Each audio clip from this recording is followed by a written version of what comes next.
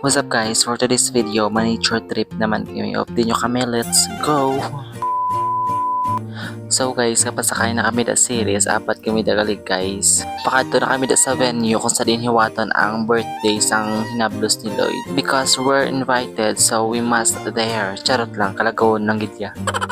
First time ko pa na ito gali guys makakadto or makahagi sa Sininga Way. Tapos ang makita naman di guys sa palibot puro naman kampo, ang iban nung laya na, ang iban fresh pa kay ginapatubigan daw ako ng fresh char.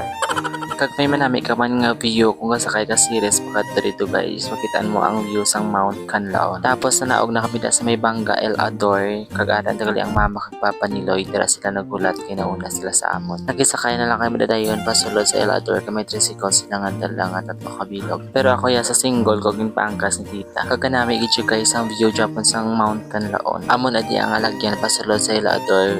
Medyo bato-batohon siya pero kasulod na di ang mga buwan, mga salakyan. Kag ang palibot sa imagyan, purohon siya humayan. Kanami diguro guys, ang tangga obra ka sa imo talamnan tapos kanami isang imong view. Kaso lang kung maglupok ba puog kagid char.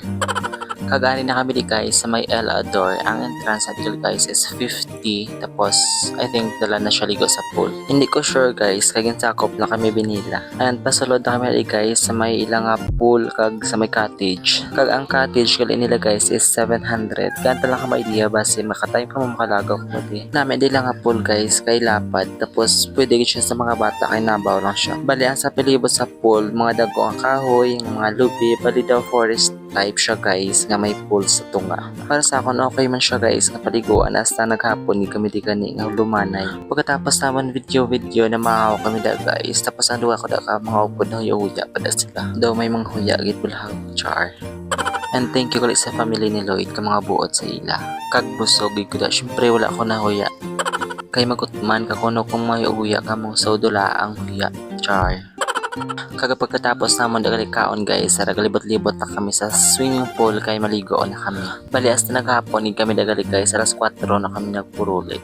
Oh, pa video lang pero nakusog na. Pati ang itlog nakusog na, char. Kag pagkadugay-dugay naghimos na kami da guys, kag nag-ilis kay mapuli na kami. Kay damo ang sobra nila nga pagkaon guys, kag mga sudan ginpa-take out kami ni tita kay para wala na kami sudan nga baklon pagkapanyapon na magkapit sa boarding house. O di ba paglabot naman sa boarding house, tigaan na kami kabanyapon. Hindi na kami magproblema pa sa among sudan nun. Kay may dala na kami nga sudan halin sa birthdayhan. Pag inabit-bit ko na da guys, ang sudan na dalalo naman sa boarding house, nakadangking donut na ang karton pero ang unod talaba, green shell, isda nga bangros, kag manok. Thank you gid katama bastante ang masudan karon sa gabi. Kag diri sa El Ador namin man ang views ng Mount Canlaon guys. And this is the end of the video. Thank you for watching. See you next video. Bye bye.